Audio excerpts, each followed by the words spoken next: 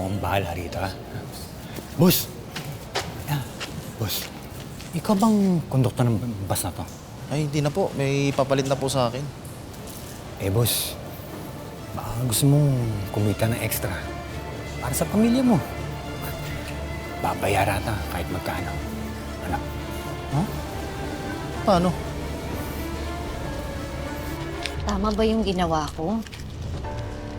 Nilayo ko yung mga bata sa tatay nila. Nakukonsensya kasi ako eh. Rosel, baka nakakalimutan mo. Ang laki ng kasalanan ni Chris sa'yo. Hindi basta-basta yung ginawa niya sa'yo at tandaan mo nasira ang buhay mo. Hindi lang buhay mo, pati yung buhay ng 2 anak mo. Kaya hindi lang basta-basta ganun lang nakakalimutan mo yung ginawa niya, no? Pero, hindi naman pwede na habang buhay ilayo mo si Chris sa kambal. Hahanapin at hahanapin siya ng mga anak niya. Lalo't alam naman nila na hindi naman patay si Chris. Buhay na buhay. Ang sa akin lang, Rosel, sana kapag magdedesisyon ka, huwag naman padalos-dalos. Tama na hindi naman dapat matakasan ni Chris yung kasalanan niya sa inyo. Naiintindihan ko yung nararamdaman mo. Pero sana, maintindihan mo rin yung mararamdaman ng mga anak mo.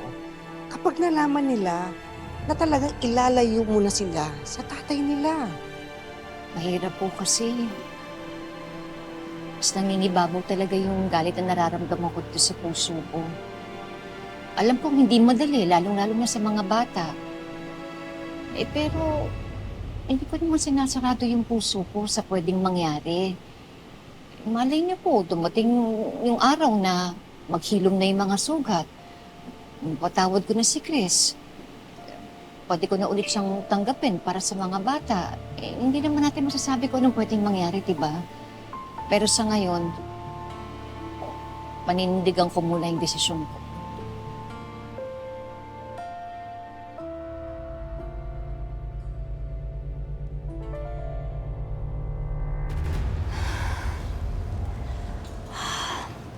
Ano ba? Alas 8 na, di pa tayo umaalis. Sige, dito ka lang. Check ko, ha? Nangyari.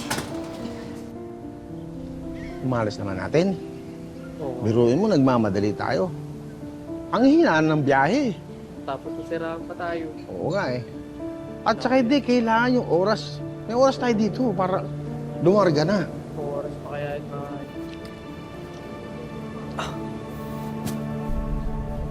Excuse me, boss. Bakit hindi pa tayo umaalis? Napansin kasi yung gulong flat, kaya pinalitan muna. Sige, tingnan ko kung may tutulong ako. O sige. Tulungan ko na sila. Ay! Alam mo, boss, asensya na, hindi kita nakita. Walang problema po. Okay lang po. Paring boy. Okay na yung gulong. Nagawa ko na.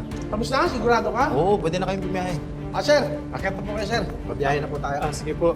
Salamat, ha. Ali, yung mga pasahero, check kami mo lahat, alis na tayo. Sige. Kita tayo dito na. May balpeng kungkung. Kung isipin yun, nagawa ko naman eh. Pinalabas kong na-flat yung gulong. Kaya nga eh. Napalitan na rin ng kalbo at mas manipis na gulong. Panigurado, hindi na sila abot ng Luisito. Ganun mo to. Ito ha, pinangahuso ito lang. Ha? Marami yan, tol. Di ba? Oh, please. Gagawa na baka makita ka nila. Pero dito. Okay naman ako dito, Doc. Actually, tinulungan ako ni Nika na maglipat. Sigurado ka? Para hindi magiging madali lahat. Alam ko, Doc. Pero tanggap ko na yung sitwasyon ko. Magsisimula ako ng bagong buhay na wala yung kambal.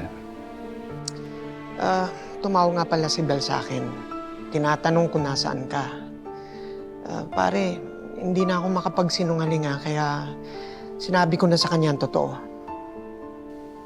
Doc, bakit mo sinabi yun? Nangako ko kay Rosel na walang makakalam kung nasaan ako. Dok, paano kung putahan nila ako dito?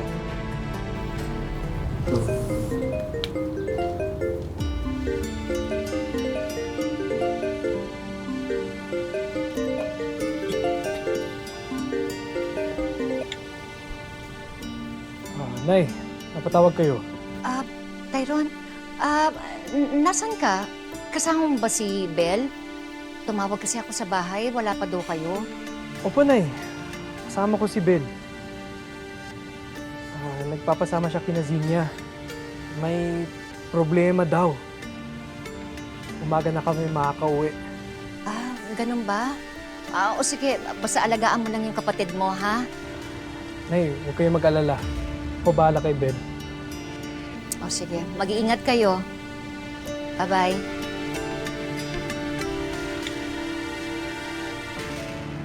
Ba't ka ba nagsinungaling? Bel, kailangan. Tyrone, hindi to tama. Oo, gusto ko makita si Dad. Pero hindi ko kaya magsinungaling kay nanay. Katakot na to, Tyrone. O, tara na. Paalis na yung baso. Pakiready na ng mga tigat nyo. Sandali lang po. Bababa na po kami.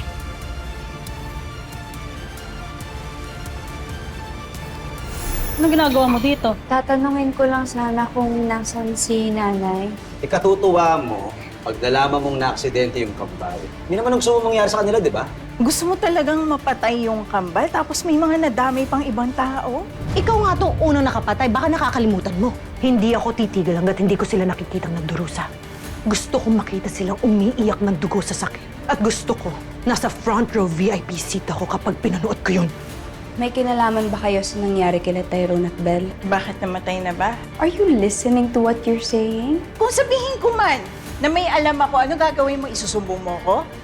Pinapangako ko sa inyo. Gagawin ko kung ano magpapasaya sa inyo. Basta gumising lang kayo, mga anak. Gumising lang kayo, please.